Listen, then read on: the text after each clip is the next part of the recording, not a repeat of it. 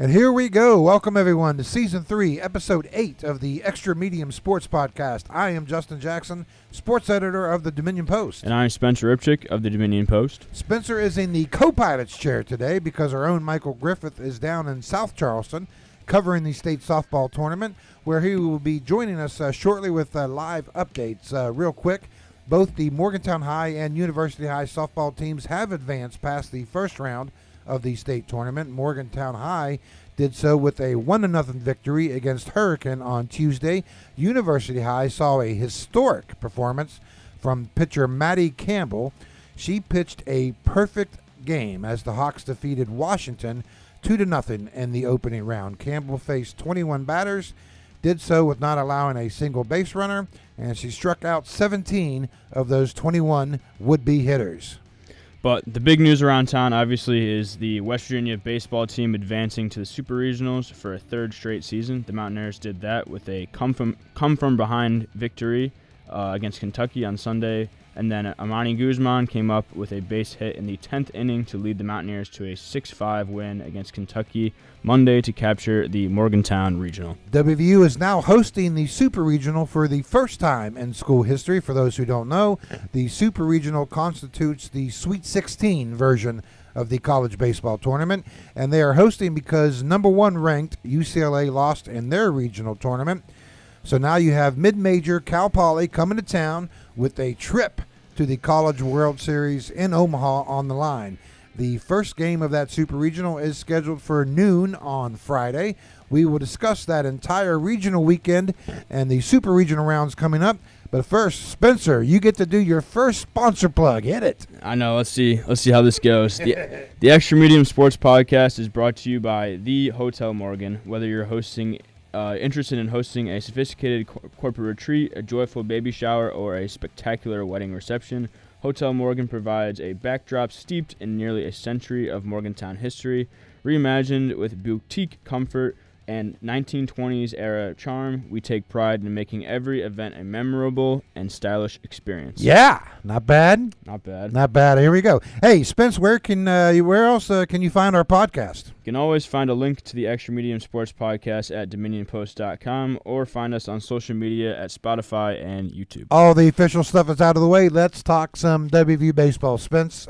So they beat Binghamton. What was that, 10-1, right? I mean, that's the opening round of the regional, and that's kind of what you expect. You get into the next night, you play Kentucky, which had defeated Wake Forest in the first round. The first Kentucky Part 1, right? It was a trilogy over the weekend. Yep. Kentucky Part 1 sees Kentucky take a lead. West Virginia battles back. Kentucky takes a lead. West Virginia comes back to tie the game, and then Kentucky wins the ball game late, which kind of sets up West Virginia in this, I don't know what you call it, a gauntlet of games to end up having to win the regional. So that West Virginia has to come back the next day and has to win a doubleheader just to send it to a Monday Game 7. That doubleheader, first game of the doubleheader is against Wake Forest, which is one of the national known brands in college baseball for the number of times they've played in Omaha, the number of first-round draft picks, so on and so forth. West Virginia wins that 10-5. I'm going to go through this real quick. We'll talk about it. Dawson Montesa kind of comes out of, goes back to his old former self that we hadn't seen in a couple of months. Pitches a gem. Those like 300 pitches in the game, and West Virginia beats Wake Forest. A couple hours later, they got to turn around, beat and play Kentucky again. We all know what happens. Paul Schoenfeld hits this dramatic home run in the 9th inning, right? And then that sets up the Monday game. And then Armani Guzman, like you said, with the base hit in the 10th inning, sends West Virginia to the Super Regionals with a 6-5 victory. Spence, when you think about, I guess just start with this. I mean, you're there for the entire regional, the whole weekend. What was your lasting impression? Well, I thought it was just exciting. I mean, the national attention that regional got was kind of insane. Everybody was posting on social media pretty much after Schoenfield's home run. When they won that game, when people were singing Country Roads, everyone thought that was really cool. And then again on Monday, when Guzman walked it off, everyone was singing Country Roads, and that blew up on social media. But it was just an exciting weekend of baseball in Morgantown. Or Morgantown or Granville, whatever area you're watching or listening or watching the game from. But yeah, it was just a really exciting weekend. The Binghamton game was kind of lopsided, and then even kind of what you expected. Yeah, ho-hum, right? Even like the Wake Forest Kentucky game was really exciting. That came down to the last. Kentucky had a battle back in that game, and then Wake Forest West Virginia wasn't as close. But it was still really exciting to watch. Everyone was worried about Dawson Montesa starting. He hasn't started in so long. Came out and just threw his arm off pretty much. Threw 122 pitches, which is kind of insane. Is that what it was? 122? Yeah, it was okay. 122 pitches. People were chanting his name after he left the dugout. He left to go into the dugout after he was done pitching. And then that game Sunday night was incredible, and then the game Monday night was just as incredible. So overall, a crazy weekend of baseball in Morgantown. Now, Spence, you are a Penn State grad. You are just in West Virginia now for your second year. So you are not that guy who grew up the fan of West Virginia. You made the comment earlier to me though that over the course of the weekend you became invested. Yeah. In the team, right? So take me through that process. How did this group of guys get crawl inside, get inside you? How did they grip you the way that they have? Well, I've covered this team now since the start of February, so I saw when they played in the cold pretty much, and I think they started off the season. One of the first games I ever watched was they played against Ohio, and it was raining and cold. So I've watched them since then, and you get to know all the players, you get to know their stories, and then there's a fun team to watch. Because they're never out of a game, no matter where it is or. Well, they kind of proved that over the weekend. And but they've been proving that all season. They came back against Columbia really early in the season. Brody Kresser hit like a walk-off grand slam, and then Matthew Gravline hit a single to cap off a massive comeback against UCF. So, they just never – you can never count out this West Virginia team, and I think that's what makes them so fun. And they make games interesting, which they're not blowout games. They get blown out. They got blown out against Pitt, but the rest of it, rest of the time, even that becomes part of their story now, though. Yeah, that Pitt exactly. Game. Yeah. I'm sure Pitt fans they will definitely bring that up. Sure, as West Virginia advances, but. It's just a fun team to watch. All the players are super fun to watch. All of them can make an impact. I think from starting lineup 1 to 9, every single person can make that game-winning hit. So it's not just they have to rely on like Gavin Kelly or somebody like that. And then their pitching staff has a lot of emotion. Dawson was not that emotional, the guy coming into the weekend, but then he was just fired up after every single time he went to the dugout. So it's just a fun team to watch, and I think a lot of people and a lot of fans have come to realize that. And I know a lot of people are calling West Virginia America's team because everybody who doesn't have a team in the race is backing West Virginia. America's team. I have not seen that. Where did you see that? I've seen it quite a bit online, just because after the reaction it got this weekend with the country roads and stuff, and how much fun West Virginia is to watch. People who don't have a team in the race, they've been backing West Virginia. See, you go much deeper on the web than I do. I don't see half the stuff that you do. My takes on the weekend are few. With the first being, normally when you start talking sports, as far as from an exciting standpoint, football stands out, basketball stands out, and baseball's kind of that the little brother, third stepchild kind of thing where. Yeah, baseball can be exciting, but it's not going to grip you like maybe, a fourth quarter comeback or a 3-point shot at the buzzer kind of thing. I think what happened in that Morgantown Regional, especially in those last 2 Kentucky games, I think kind of proves otherwise, because what Schoenfeld pulled off in the 9th inning on the Sunday game, and then what West Virginia did on the Monday game in the 10th inning, that was high-stakes drama at its best.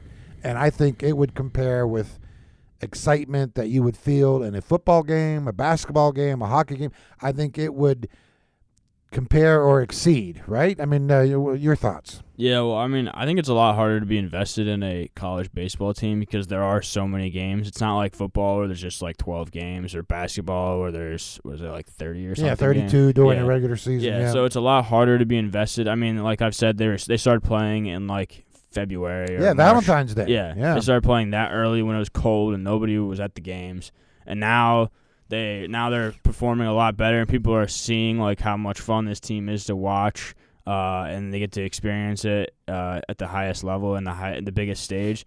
So yeah, I think people are kind of coming to realize that this is a team worth watching, and I'm pretty sure right now this is probably the best, other than the Rifle team, but out of the big three or big four, kind of women's basketball, I'd say it's probably the most successful program right now at West Virginia. Your thoughts on the Hill? I know ESPN, when they were broadcasting the games, they kept flashing the cameras up there on the Hill, and I don't know, there's 1,000, 1,200, 1,300 people up there, and you know they got the trucks and the cars and they're tailgating, and then there's people down at the bottom of the Hill now.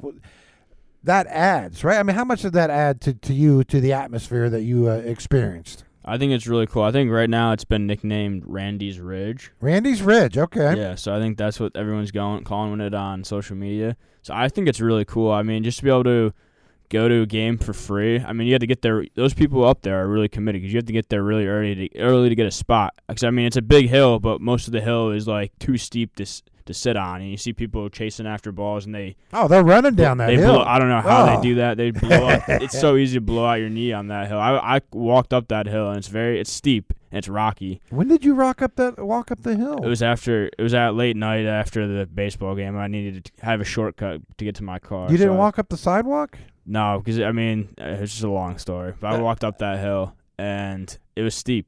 Oh, no doubt. So I know, but I think that part of the atmosphere is really cool, and especially for people sticking around. You get to set up a tent, you get to bring your own drinks, you get to bring your own food, get to experience the game like you're kind of watching the game in your backyard. It's not a bad view, right? No, it's not. I mean, you can't really. I mean, you can still hear how loud the crowd is, and you can still hear everything. I'm pretty sure the loudspeaker. I haven't experienced. I think that's something I have to do is experience a game from up there, just for a couple innings and see like what they see. And see if it's actually worth it. But, I mean, it looks like it's worth it. There's a ton of people there, probably 1,000 extra fans just sitting on that ridge watching the game. I'll tell you a great story. Maybe this is why they call it Randy's Ridge. Before, Steve Saban's now obviously he's the head coach at WVU. Before him was Randy Mazey, and Steve coached with Randy for a number of years as an assistant. Randy Mazey, and 2019 was the previous time West Virginia had hosted a regional, and before that, the last time was like 1954, I believe. So this is the third time WVU had hosted a regional. In 2019, WVU's hosting. You have Duke, Texas A&M, and I believe Fordham was the other team. West Virginia beats Fordham in the first round. Duke beat Texas A&M in the first round. So the next night, West Virginia and Duke are playing. Duke ends up winning 4-0, 4-0, and Randy got ejected from the game, and I forget which inning. It might have been like in the middle innings, and so he has to leave the stadium, which he did. He went on top of that hill and watched the game from the hill, and legend has it might have been still giving signals, right? I mean, coaches looking up over the hill, and he's giving the bunt signal or whatever. So that might be why they call it Randy's. I believe Randy was there. Yeah, he was.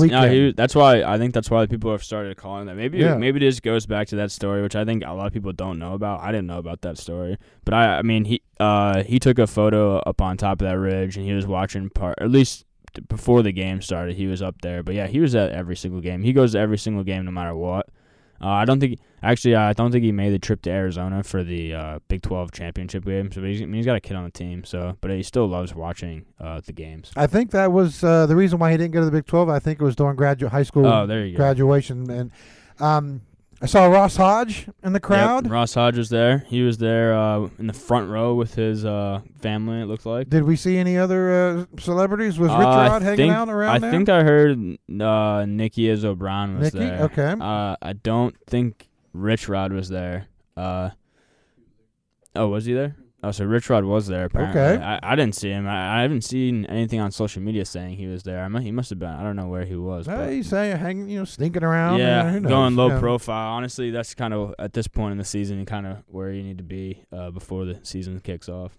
The other take that that really struck me is as I was walking out of the press box on Monday, and even I guess the Sunday night game as well, and everyone's cheering and singing Country Roads, and they're swinging back and forth, and there's they arm in arm, and of course the atmosphere was absolutely amazing. I get so many emails over the course of the last few years, ever since the NIL became what it is, and college athletics have certainly changed over the years and from what they used to be. And the emails are, to summarize, they were basically like, I just can't get invested in college sports like I used to. I don't know who's on the teams from year to year. The athletes are playing for an NIL paycheck rather than the love of the game. That kind of stuff. Rosters certainly turnover from year to year. You got to get new rosters every year. I mean, obviously, what and fans, I think from a general sentiment, kind of feel that way about college athletics. I'm looking at what happened this weekend in Morgantown. College baseball, in terms of what's going on in college athletics, is no, they're right along there with college football and college basketball in terms of roster turnover, in terms of players getting paid NIL. Now, granted, they probably don't get paid as well as the football and the basketball players, but certainly they get NIL money, and that NIL money leads to transferring. College baseball rosters turn over a lot every year because you can get drafted after your junior year, sometimes even after your sophomore year if you're old enough. So there is a ton of college turnover, a ton of turnover in college baseball, just like there is in the other sports. Their athletes are getting paid just like in the other sports, not at the same level. So I go back and I'm looking at the way these fans are reacting after the games and how much they were just the enthusiasm they had created during the game. And I'm thinking about those emails, and I'm like, you know what? If you can have that kind of atmosphere for a college baseball game, I don't know if I believe that fans can no longer get invested in college athletics just because the college athletics world has changed. Yeah, well, I think there's. I was wondering where you're gonna go with that because some Yeah, people me have, too. some people have said like, oh, college baseball is so good right now because it's one of the things it's not like football, it's not like basketball, it's kind of untouched. But I mean, if you look at West Virginia's roster right now and all their starting lineup, was there like 3 returning players? Like, Right. You got Cresser, Guzman, and Gavin Kelly. The rest are like transfers. And what only Maxiell is like one of the, and then some of the relievers are obviously returners, but like Maxiell is like the only starter who was on the team last year. And the pitching staff, you would have Maxiell, Reese Bassinger, who comes out of the bullpen, and Carson Estridge comes out of the bullpen, Ben McDougal. So you're talking about a small handful of pitchers who have been on the roster for more than 1 year. So I think the reason there's a lot of investment in this team and in college baseball is because, like I said earlier, there's so many games. I mean, they play like 60 games or 50 games. So there's a lot of time to learn the players and stuff. It's not like football where, like you said, you have 12 games and then most of them are out of there. And college basketball, the turnover is a lot too, and there's a lot fewer games. So I think that's a reason why people are invested. But I mean, your team, people are going to be happy if your team wins, and they're going to be excited if their team wins. It's going to look like that. It'll look like that. Doesn't matter who's on the roster. If West Virginia football wins 10 games or something like that, and they go to a bowl game and they win the bowl game, it'll look just like that. Yeah. So it all comes back to success and just the baseball team having a lot more games and a lot more time to learn the players and grow connections with the players. Yeah, that is true. I mean, the baseball season, the fact that they play more games gives them that opportunity. So that is somewhat unique compared to the other sports. But I tell you what, what I experienced walking out of that press box and walking over, through the concourse and heading for the press conferences, that really just told me that the spirit of college athletics is not dying. And there would be many arguments out there that it is dying. And I think that's the totally wrong take to have after experiencing what I did this weekend. Yeah, I mean, just look at the women's basketball regional or when they host the NCAA tournament. It looked just like that after they beat Miami, Ohio. It looked just like that. So I mean, it's going to be good if your team.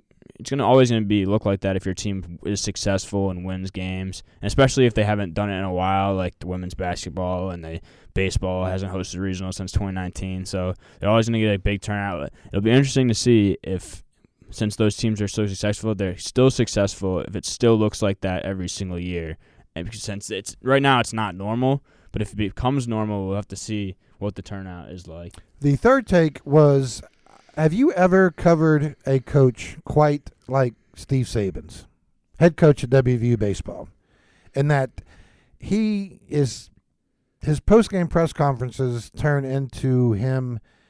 He's just so open and honest, and he's not worried about saying the right things or the wrong things. He just says what's in his heart and on his mind. And to me, from a covering a college coach perspective, that is very unique among college coaches today. Yeah, I mean, a lot of coaches are closed off. I mean, I think West Virginia has a really good pool of coaches who aren't afraid to speak their mind. I mean, Rich doesn't care what he doesn't care. He doesn't care what people think of what he says, or he's completely open book. I think some coaches are more reserved just because, I mean, it's a new era and most of the younger coaches are kind of don't know how to navigate it and they haven't been in the game as long. It's kind of interesting that Saban's is like that since he is kind of young, but I guess he's been around coaching baseball for he's been around the block a time or two. Yeah, so he's been here for a while. But yeah, he's really good. He's a really good quote most of the time, and he'll tell you pretty much anything you want to know, and he'll give you good explanations after asking questions. He's not, even in losses, he still gives good questions. Like after they lost Kentucky, he wasn't snappy or upset with the media or anything like that, because for some reason it's always the media's fault, and you don't get good questions after a loss. But I mean, I guess Rich is kind of like that. After they lost, he gets just so frustrated, doesn't really like to answer questions, but yeah, he's kind of the unique in that sense where he still is the same after a loss than he is after a win. Okay, Super Regionals coming up. West Virginia, Cal Poly. First game Friday, noon. Second game Saturday, noon. If necessary, that leads us to Monday, right? Yeah. Okay. Friday, Saturday, Sunday. So Friday at noon, Saturday at noon, and if necessary, Sunday at noon. So what happens is... Sunday is to be determined still. Oh, Sunday is to be determined. So what happens is you play a best 2 out of 3 in the Super Regionals. It's just West Virginia versus Cal Poly in each game.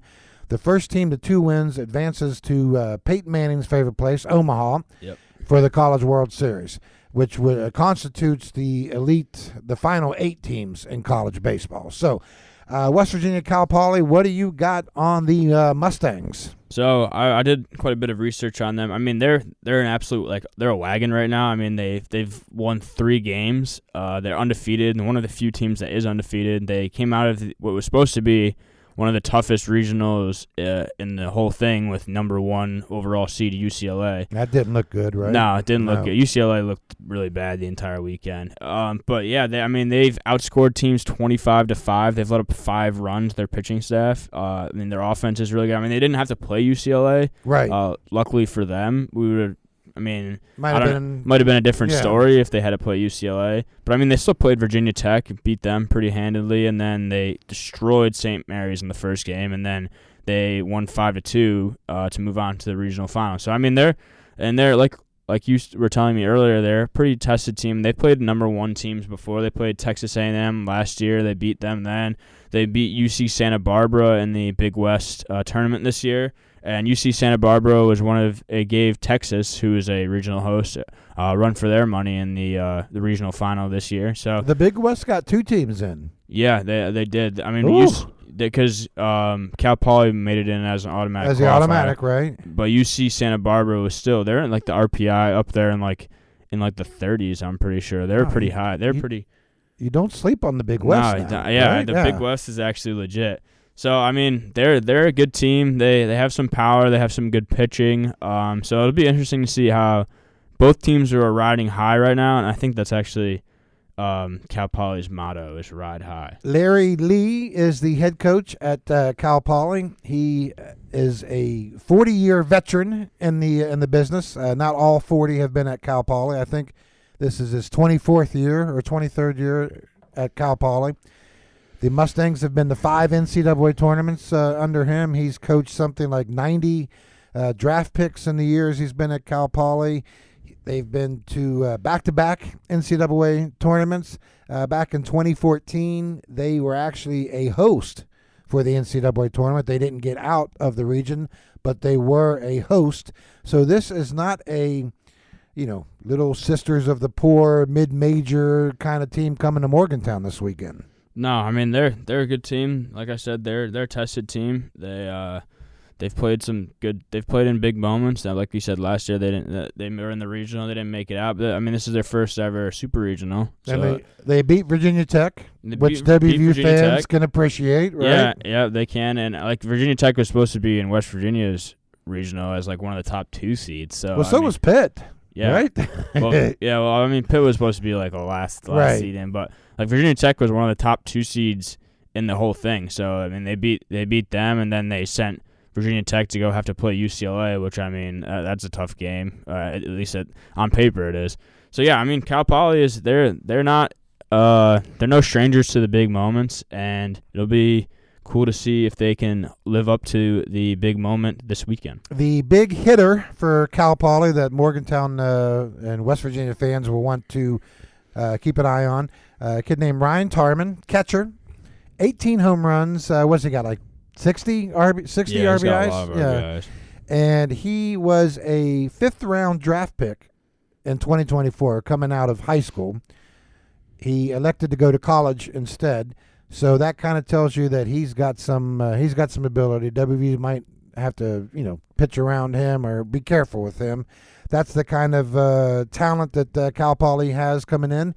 Real quick, Spence, let's move from the baseball diamond to the football recruiting angle. West Virginia football, they've got some flips, some commitments. What's going on with Rich Rod and the football program? Yeah, Rich Rod is they had a big a lot of official visits this weekend, which was kind of good. And then I was gonna say perfect timing, right? And then you ride the coattails of the baseball this weekend and all the public exposure. So yeah, they had 3 commitments yesterday. Actually, they flipped a running back from Kentucky, which was just salt in the wound right there. Yeah, I was gonna say, how perfect is that, right? I know, that's tough. One of Kentucky's top running backs, he's a 3-star. And then later in the afternoon, they had their first commitment for the 2028 class already. Ooh. A linebacker. And then at night, they had, I'm pretty sure his name's Ethan Lawson. West Virginia's first offensive line recruit for the class of 2027. So Rick Trickett picks up his first guy, and that guy, Ethan Lawson, announced his commitment by setting a couch on fire. This is the new thing, right? Yeah, I mean, it was kind of a cool video. He was like, "Hello, everybody. I'm Ethan Lawson, and I'm committed." And he tore off his shirt, and in the background was Country Roads playing, and then there's a couch just burning on fire. Kevin Brown did the same thing, right? I mean, he's the trendsetter, right? Yeah, he was the first one that I've seen from, at least from my time here, at least under the Rich Rod era. Kevin Brown went on the Pat McAfee show. He committed like normal and then ran outside to show McAfee that he lit a couch on fire. So I guess this is kind of becoming a trend. I don't know if it's a safe trend, but well, if nothing else, WVU football recruiting is doing wonders for the furniture departments around the local areas, right? The dumpsters or I don't even know, like probably something like that. Yeah, they're buying couches. I guess they are doing good for the furniture department too. Okay, we will have Michael Griffith with us here shortly. He is live. He'll be calling in from live from the state softball tournament. Before we get to him, though, we got to get some technical stuff out of the way again. Spencer, let's throw in another plug for the sponsor. Let's see if I can go 2 for 2 here. The Extra Medium Sports Podcast is brought to you by The Hotel Morgan. Host your guests in an elegant setting utilizing our refined meeting spaces, including 2 dedicated boardrooms and state-of-the-art conference technology. Elevate your event with the delicious catering and craft cocktail service delivered by our on-site cafe and bar, Anvil and Axe. We are now joined live with Michael Griffith, reporting from the South Charleston. What's the name of the park, Michael? Little Creek? Yeah, Little Creek Park in South Charleston. Little Creek Park in South Charleston from the state softball tournament. Yeah. Michael, what's going on in South Charleston today? Yesterday, we had Morgantown High, University High, both winning in the first round in the state softball tournament. Maddie Campbell from University High pitched a perfect game. You're there now for the second day of action. Give us the updates. Yeah, you're right. Maddie Campbell, senior for University, coming out and throwing 17 strikeouts. And if you do your math, there are only 21 outs to get in the game. So only 4 of those outs were not strikeouts, which is incredible. That's not bad. Were University, the other 4 ground outs, fly outs? What do we got there? Something like that. I can't remember all of them exactly. Okay. But they were routine. I'll tell you that much because Campbell was commanding all day, as she has done all year, really. But University actually continued on today, and as I mentioned when we got on the phone here about 60 seconds ago, just fell 1-0 to George Washington.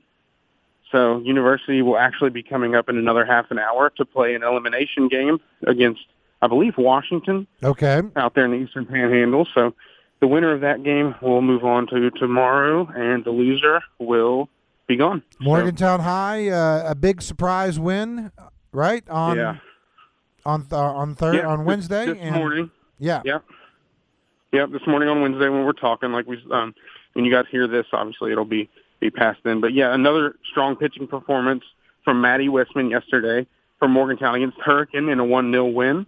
And today, another shutout against the top-seeded Cabell Midland.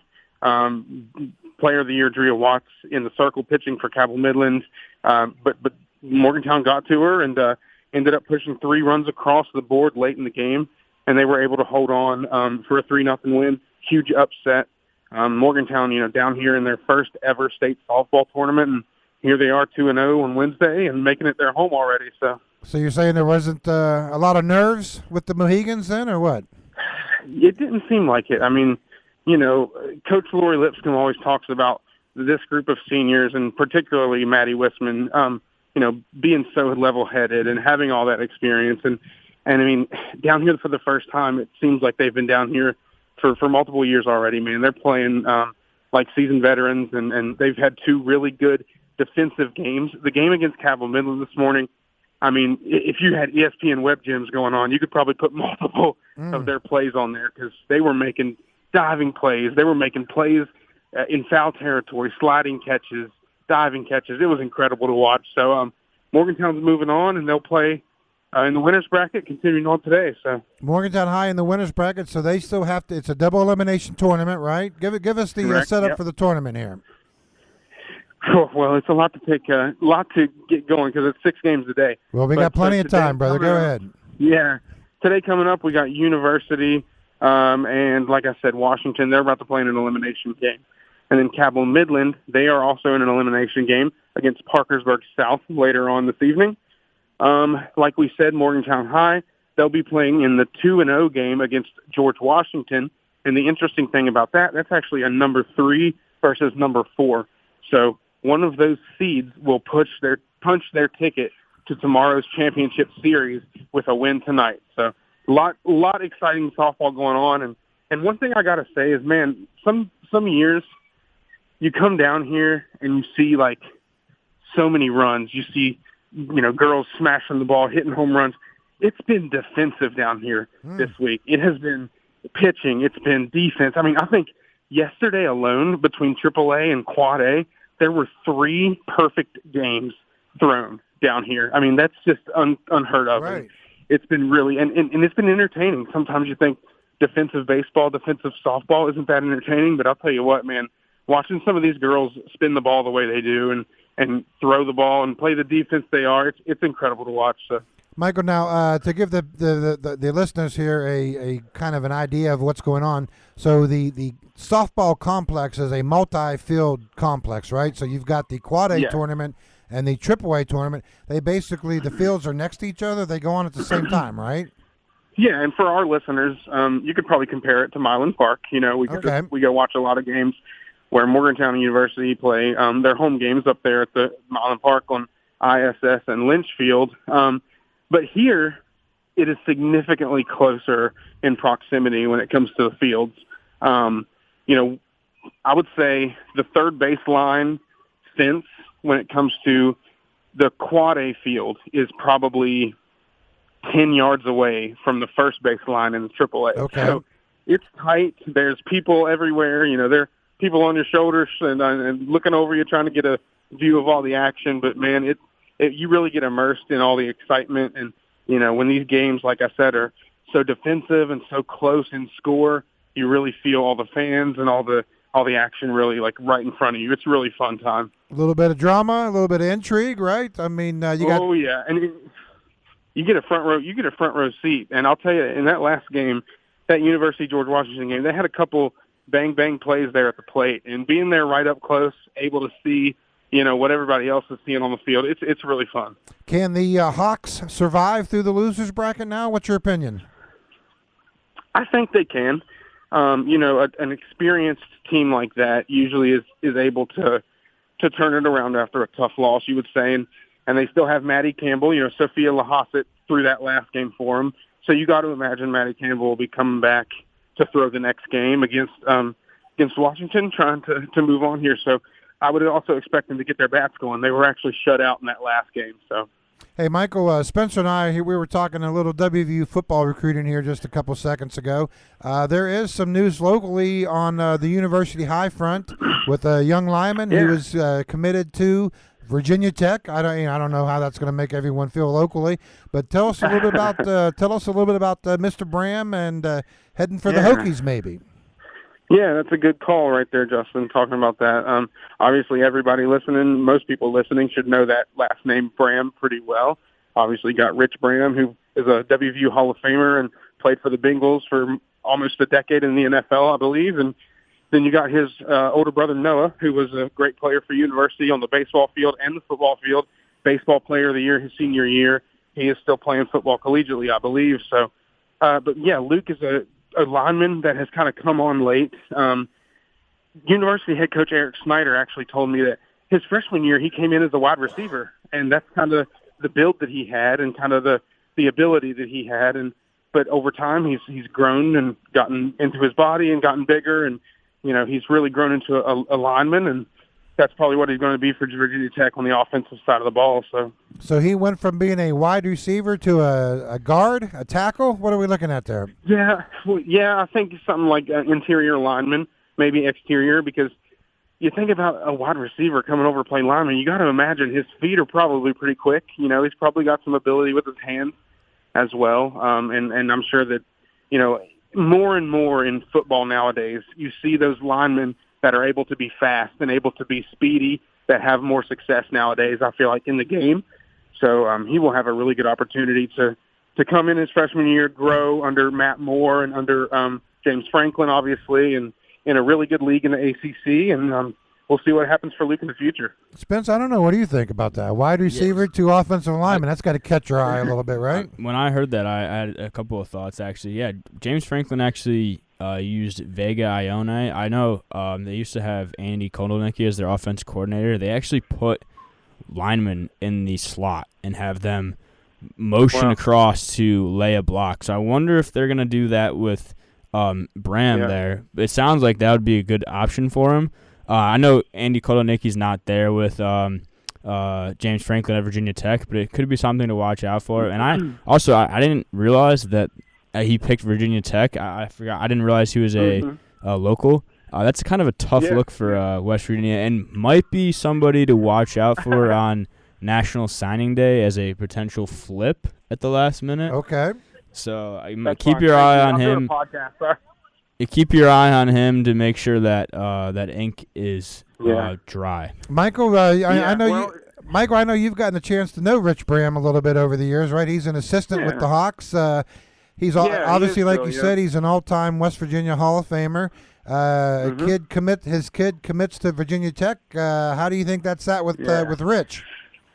Well, I think Rich probably first and foremost wants what's best for his kid and what his kid wants to do first. But I'm sure there was a little bit of sting to that too. But man, there might have been a joke or two, before. Right? I mean, oh, absolutely. They'll probably, you sometimes you see the license plates for people in West Virginia that has the Marshall and the West Virginia split down the middle. Maybe they can get a Virginia Tech and a West Virginia split down the middle. There you go. But no, I mean, it makes, you see this before. I mean, last year, Jimmy Gregg, number one punter in the country, and he went off to Syracuse. Now you have Luke Bram going off to Virginia Tech. I mean, sometimes you think these kids, when we grow up and we get out of high school, what do we want to do? We want to go away to college. We want to get out of our hometown. We want to move out of the house. Same thing for these kids in Morgantown, man. They want to get out. They want to get out of their home city. They want to get out of their hometown, go do something that they've never been able to do before. So, best of luck to Luke, and we'll see. We'll see where he ends up in the future. So. Hey, Michael, we appreciate it. What's going on there at the softball tournament now? You got balls flying overhead, or are they on a break right now, or what's going on? Well, right now I'm trying to find a little shade. It's a little sunny out here, which I don't want to complain because we've been needing that weather for a while. But no, it seems like you always have a pitch being thrown every single which way you look. There's not a pause in the action down here. It really keeps your head on a swivel, but it's really fun. Michael, we appreciate the info. Thanks so much, buddy. We'll see you back here next week, right? Yeah, absolutely. All right, that is all the time we have for today. We thank you for listening in. We want to thank Michael Griffith for joining us a little bit earlier from on the road in the state softball tournament in South Charleston. If you would like to leave a question or comment for the show, you can tweet me at BigJax3211, or you can email me at jjackson@dominionpost.com. Spencer, how about taking us home? Thanks for joining us today on the Extra Media Sports Podcast, which is brought to you by the Hotel Morgan. Select a wedding venue where you can host your perfect ceremony and grand reception in one of our two magnificent ballrooms. From the restored historic architecture to the stylish, comfortable guest rooms for your party, Hotel Morgan provides an environment where every guest feels cared for in the heart of downtown Morgantown. Now booking 2026 dates in our brand new 8th floor ballroom. All I want to say is thanks everybody for listening today, and shout out Deuce McBride and the Knicks tonight, and we'll see you next week.